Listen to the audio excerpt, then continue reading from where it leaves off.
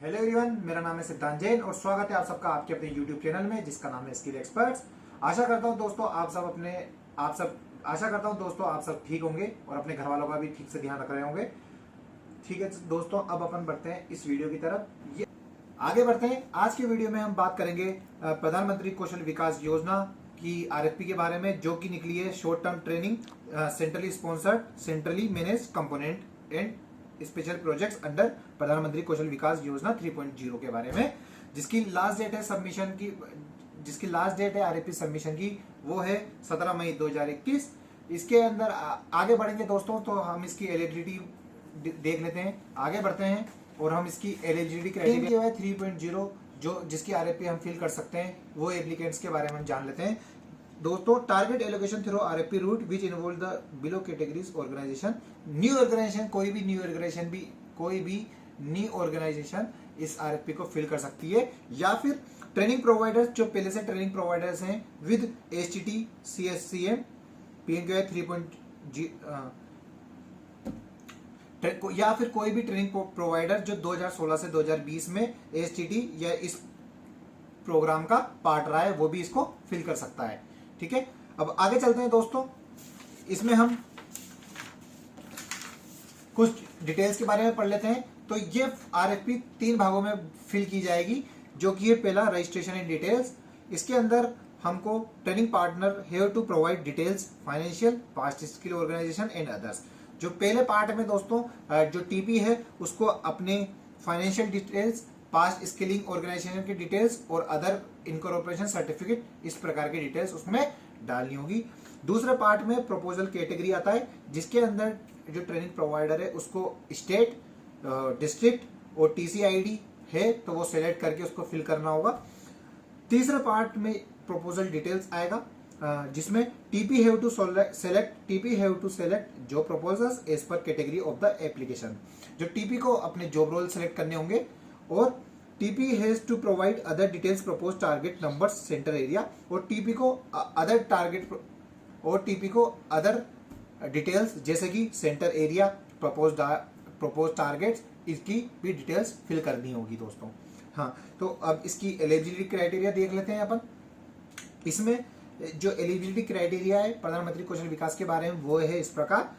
पहले में any applicant should be eligible to work in a region and not be blacklisted by any donor agency, state government या central government. इसका मतलब है दोस्तों की जो एप्लीकेंट है जो आरएफपी फिल करना चाह रहा है, वो किसी भी रीजन, अपने स्टेट या किसी गवर्नमेंट एजेंसी के द्वारा ब्लैकलिस्टेड ना हो। दूसरा है एन एंटिटी और any TC of the entity should not be blacklisted. या कोई भी एंटिटी हो या ट्रेनिंग सेंटर हो जो ब्लैकलिस्टेड ना हो किसी भी प्रोजेक्ट एम्प्लिटी एनएजीसी के द्वारा या एमएसडीई के द्वारा। तीसरा दोस्तों, an applicant should not have no statutory dues at the time of application. या किसी भी एप्लीकेंट का कोई भी जो स्टेचुरी ड्यू है वो बाकी ना हो एप्लीकेशन फाइल करते द्वारा। हाँ, एलिजिबिलिटी क्राइटेरिया था, ये हमने डिस्कस किया है एलिजिबिलिटी क्राइटेरिया। अब आगे हम डिस्कस करेंगे इसके डॉक्यूमेंट्स के बारे में। अब जान लेते हैं दोस्तों, रजिस्ट्रेशन के दौरान हमको किस किस डॉक्यूमेंट्स की जरूरत पड़ने वाली है पीएनक्यूआई 3.0 फिल करने के लिए। तो सबसे पहले है दोस्तों रजिस्ट्रेशन और incorporation certificate of the organisation. इसको नहीं, पहला पॉइंट है दोस्तों, जो रजिस्ट्रेशन डॉक्यूमेंट में सबसे पहले हमको चाहिए दोस्तों, जो भी आपका ट्रेनिंग पार्टनर, जो भी आपका ऑर्गेनाइजेशन है या एनजीओ या कोई सोसाइटी है, उसका रजिस्ट्रेशन नंबर या रजिस्ट्रेशन सर्टिफिकेट और उसका इनकॉर्पोरेशन सर्टिफिकेट चाहिए होगा इसकी आरएफपी में रजिस्ट्रेशन करते वक्त। दूसरा है दोस्तों, आपकी जो ऑर्गेनाइजेशन है उसकी ऑडिट डिटेल्स और ऑडिट फाइनेंशियल्स चाहिए होगी। जो एवरेज टर्नओवर है एंड एवरेज नेटवर्थ है लास्ट 3 साल की, वो आरएफपी फिल करते हुए आपको चाहिए होगी और इसका सर्टिफिकेट आपको चाहिए होगा। तीसरा है income tax return acknowledge for 3 years. Income tax return वो भी पिछले 3 साल का चाहिएगा आपको। फोर्थ है permanent account number, pan card, ये तो कंपलसरी है ही सही।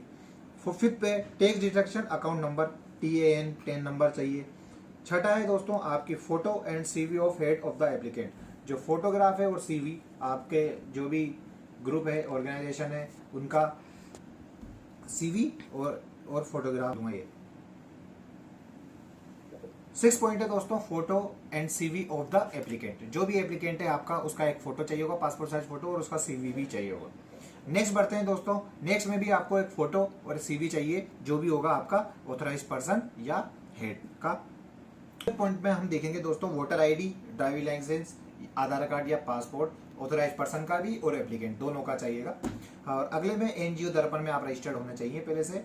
और 10th है इसका engagement in any skill development project. अगर आप पहले भी किसी स्किल डेवलपमेंट प्रोजेक्ट में काम कर चुके हैं तो उनकी भी डिटेल्स आपको चाहिए होगी, जैसा कि वर्क ऑर्डर हुआ या वर्क ऑर्डर शीट हो गई, इस तरीके का आपको वो भी चाहिएगा डॉक्यूमेंट्स। डिटेल लास्ट पॉइंट जो है उसमें है detail of trend and place candidates. अगर आपने किसी स्किल डेवलपमेंट प्रोजेक्ट्स में काम किया हुआ है तो डिटेल ऑफ ट्रेंड और प्लेस कैंडिडेट्स की भी डिटेल चाहिएगी। तो ये थे वो डॉक्यूमेंट्स जो हमको अपनी ऑर्गेनाइजेशन रजिस्टर करते हुए चाहिएंगे।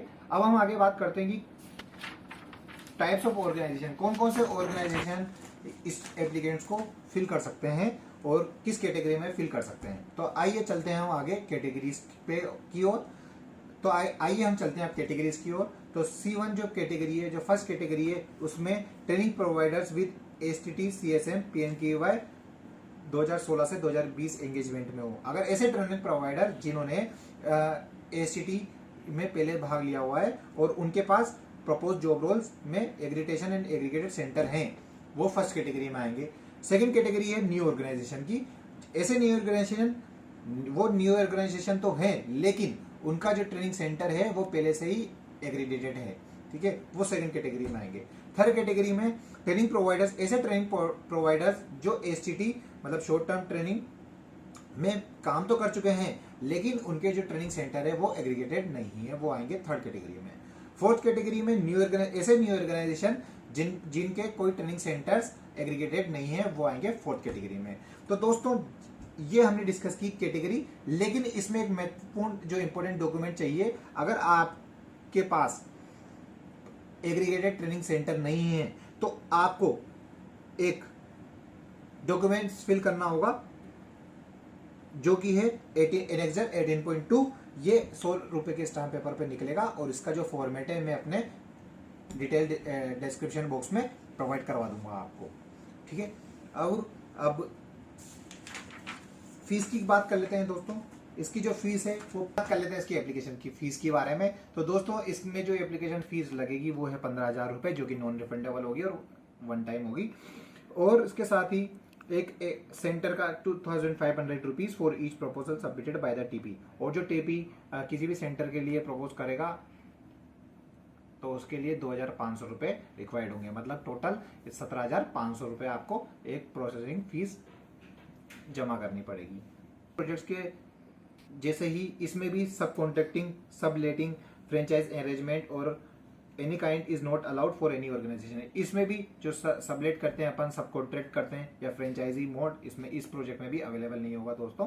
तो आशा करता हूँ आप लोगों को ये वीडियो आप लोगों के लिए हेल्पफुल रहा होगा और आगे भी मैं इसी प्रकार के वीडियो लाता रहूँ। इसके लिए दोस्तों आप लोगों का सपोर्ट और आप लोगों का प्यार, मुझे आप लोगों के प्यार और सपोर्ट की हम लोगों को जरूरत है। तो कृपया लाइक, शेयर और सब्सक्राइब जरूर करें। धन्यवाद।